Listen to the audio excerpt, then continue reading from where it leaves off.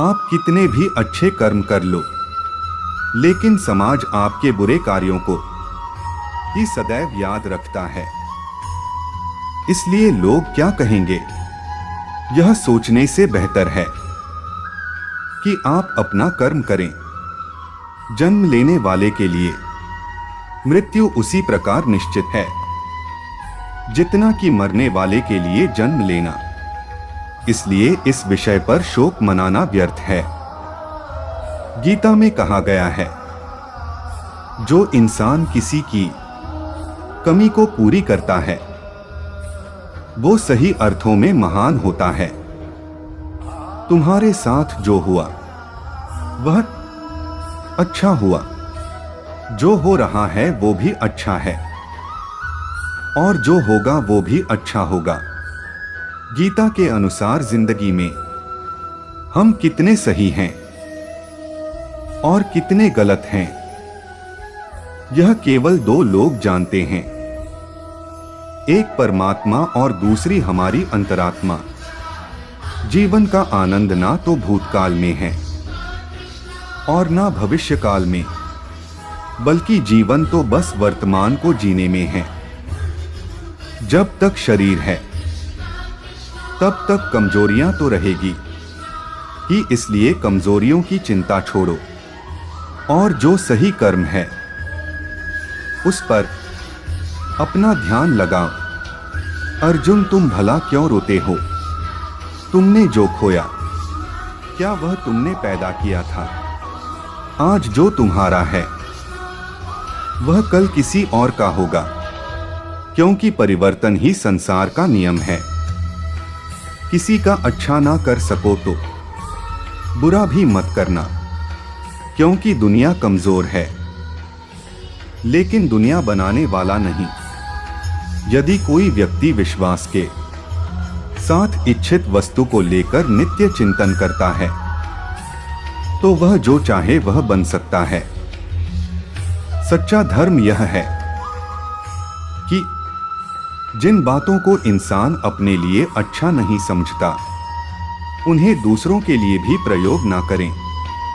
कोई भी व्यक्ति अपने विश्वास से बनता है, वह जैसा विश्वास करता है उसी अनुरूप बन जाता है। मन अशांत है और उसे नियंत्रित करना कठिन है, लेकिन अभ्यास से इसे वश में किया जा सकता है।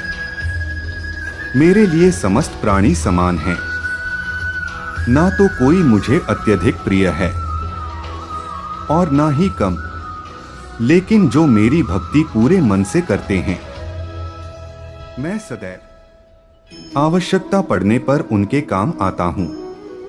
मन की शांति से बढ़कर इस संसार में कोई भी संपत्ति नहीं है। जो मनुष्य फल की इच्छा का त्याग करके केवल कर्म पर ध्यान देता है वह अवश्य ही जीवन में सफल होता है। कोई भी इंसान जन्म से नहीं बल्कि अपने कर्मों से महान बनता है। अपना, पराया, छोटा, बड़ा इत्यादि को भूलकर यह जानो कि यह सब तुम्हारा है और तुम प्रति एक के हो। बिना फल की कामनाएं ही सच्चा कर्म है। ईश्वर चरण में हो समर्पण वही केवल धर्म है। जो व्यक्ति क्रोध करता है उसके मन में भ्रम पैदा होता है, जिससे उसका बौद्धिक तर्क नष्ट हो जाता है और तभी व्यक्ति का धीरे धीरे पतन होने लगता है। गीता में लिखा है, जब इंसान की जरूरत बदल जाती है तब इंसान के बात करने का तरीका बदल जाता है। इस संपूर्ण संसार में अपकीर्ति मृत्यु से भी अधिक खराब होती है। सदैव संदेह करने वाले व्यक्ति के लिए प्रसन्नता ना इस लोक में है ना ही कहीं और। जीवन में सफलता का ताला दो चाबियों से खुलता है, एक कठिन परिश्रम और दूसरा दृढ़ संकल्प। जो मन को नियंत्रित नहीं करते उनके लिए वह शत्रु के समान कार्य करता है। कठिन परिश्रम से बचने के लिए व्यक्ति को भाग्य और ईश्वर की इच्छा जैसे बहानों के बजाय चुनौतियों का सामना करना चाहिए। गीता में कहा गया है, कोई भी अपने कर्म से भाग नहीं सकता, कर्म का फल तो भुगतना ही पड़ता है। मनुष्य को अपने कर्मों के अच्छे और बुरे फल के विषय में सदैव सोचकर चिंताग्रस्त नहीं होना चाहिए। मनुष्य अपने विश्वास से निर्मित होता है। जैसा वह विश्वास करता है वैसा वह बन जाता है। जो मनुष्य प्रतिदिन खाने, सोने और आमोद प्रमोद के कार्यों में लिप्त रहता है, वह नियमित तौर पर योगाभ्यास करके समस्त क्लेशों से छुटकारा पा सकता है।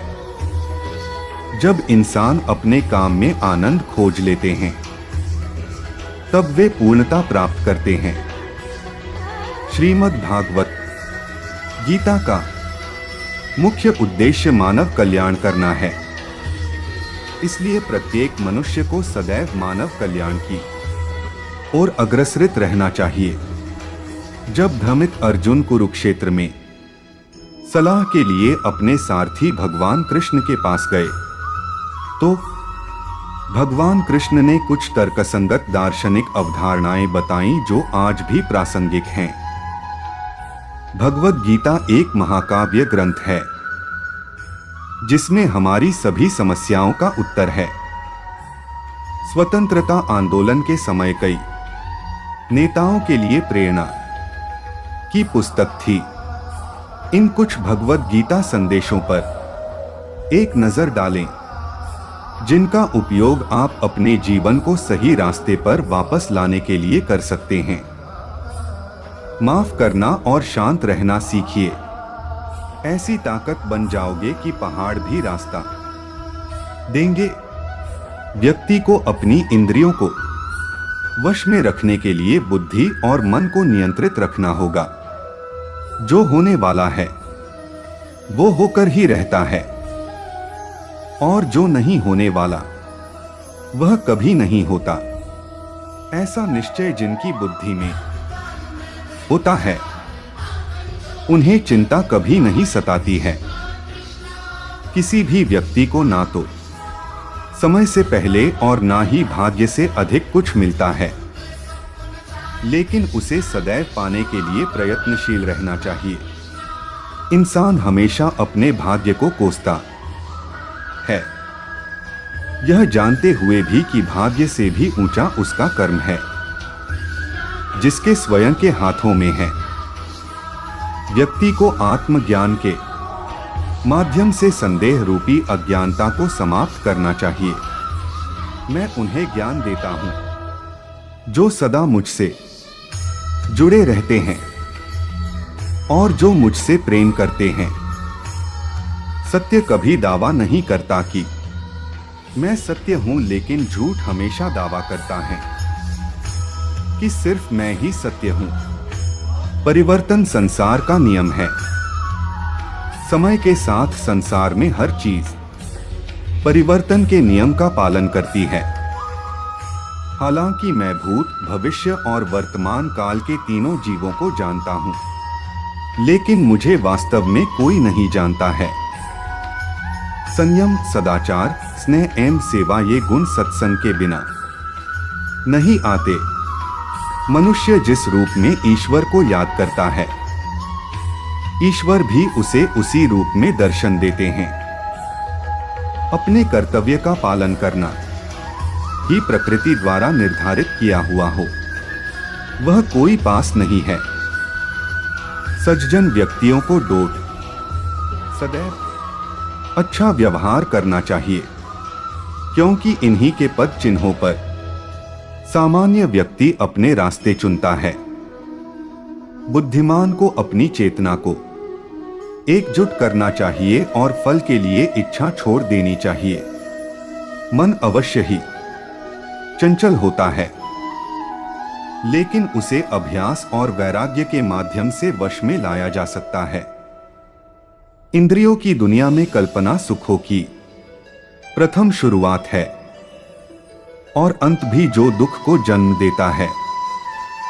इस संपूर्ण संसार में कोई भी व्यक्ति महान नहीं जन्मा होता है, बल्कि उसके कर्म उसे महान बनाते हैं। जीवन में कभी गुस्सा या क्रोध ना करे, यह आपके जीवन के ध्वंस कर देगा। हे पार्थ, मैंने और तुमने अपने कर्तव्यों को निभाने के लिए धरती पर कई अवतार लिए हैं, लेकिन मुझे याद है और तुम्हें नहीं। वासना, क्रोध और लालच नरक के 3 दरवाजे हैं। जो मनुष्य जिस देवता की विश्वास के साथ भक्ति करता है, मैं उस व्यक्ति की उसी देवता में दृढ़ता बढ़ा देता हूं। सभी काम छोड़कर बस भगवान में पूर्ण रूप से समर्पित हो जाओ, मैं तुम्हें सभी पापों से मुक्त कर दूंगा। कर्म करो, फल की चिंता मत करो, भगवद गीता का सबसे बुद्धिमान संदेश है। आज हम केवल पैसे, बेहतर घर, कार और सुरक्षित भविष्य के लिए काम कर रहे हैं। हम इतने लक्ष्य चालित हैं कि हम सब कुछ परिणाम के बारे में सोचकर ही करते हैं। यह एक ऐसी चीज है जिससे हमें बचना चाहिए, केवल इसलिए कि यदि अपेक्षाएं पूरी नहीं होती हैं तो दर्द अवश्यंभावी है। इसलिए काम करते रहें और बदले में कुछ भी उम्मीद न करें। जो व्यक्ति मैं और मेरा इत्यादि की भावना से मुक्त हो जाता है, उसे जीवन में शांति की प्राप्ति होती है। आत्मज्ञान की तलवार से काटकर अपने हृदय के अज्ञान के संदेह अलग कर दो। अनुशासित रहो, उठो और कार्य करो। जिस प्रकार से प्राकृतिक मौसम में बदलाव आता है, ठीक उसी प्रकार से जीवन में भी सुख दुख आता रहता है। वह कभी स्थायी नहीं रहते हैं। इस जीवन में ना कुछ खोता है, ना व्यर्थ होता है। जो लोग परमात्मा को पाना चाहते हैं, वह ब्रह्मचर्य का पालन करते हैं। भगवान श्री कृष्ण कहते हैं कि मैं इस संसार की सुगंध हूँ, अग्नि की ऊष्मा हूँ और समस्त जीवित प्राणियों का आत्म संयम हूँ। बुद्धिमान व्यक्ति कभी भी कामुक सुख में आनंद लेते हैं। वह सदैव मोक्ष की प्राप्ति में लगे रहते हैं। वह जो सभी इच्छाएं त्याग देता है, उसे शांति की प्राप्त होती है। संपूर्ण संसार में जब अधर्म और पाप बढ़ता है, तो मैं धर्म की पुनः स्थापना के लिए धरती पर अवतार लेता हूँ। जैसे अंधेरे में प्रकाश की ज्योति जगमगाती है, ठीक उसी प्रकार से सत्य की चमक भी कभी फीकी नहीं पड़ती। इसलिए व्यक्ति को सदैव सत्य बोलना चाहिए। मैं सभी प्राणियों के हृदय में विद्यमान हूँ। जो व्यक्ति मृत्यु के दौरान मेरा नाम लेता है, वह सदैव मेरे ही धाम को प्राप्त होता है। इसमें कोई शक नहीं है। ऐसा कुछ भी नहीं, चेतन या अचेतन, जो मेरे बिना अस्तित्व में रह सकता हो। परिवर्तन ही इस संपूर्ण संसार का नियम है। इसलिए व्यक्ति को कभी अपने वर्तमान पर घमंड नहीं करना चाहिए। जिसने जन्म लिया है, उसकी मृत्यु निश्चित है और मृत्यु के पश्चात पुनर्जन्म भी निश्चित है। मनुष्य का संपूर्ण शरीर 5 तत्वों से मिलकर बना है। अग्नि, जल, वायु, आकाश और पृथ्वी। और अंत में उसके शरीर को इन्हीं 5 तत्वों में ही विलीन हो जाना है। व्यक्ति को अपने आप को सदैव ईश्वर को समर्पित कर देना चाहिए। तभी वह दुखों, चिंता और परेशानियों से मुक्त रह सकता है। प्रत्येक बुद्धिमान व्यक्ति को क्रोध और लोभ त्याग देना चाहिए, क्योंकि इससे आत्मा का पतन होता है। तुम बिना किसी कारण के चिंता करते हो और बेवजह ही घबराते हो। तुम तो आत्मा हो, जिसे ना तो कोई मार सकता है और ना ही जला सकता है। यही जीवन की सच्चाई है, जिसे प्रत्येक व्यक्ति को जानना चाहिए। न तो यह शरीर तुम्हारा है और न ही तुम इस शरीर के मालिक हो। यह शरीर पंच तत्वों से बना है, आग, जल, वायु, पृथ्वी और आकाश। एक दिन यह शरीर इन्हीं पंच तत्वों में विलीन हो जाएगा।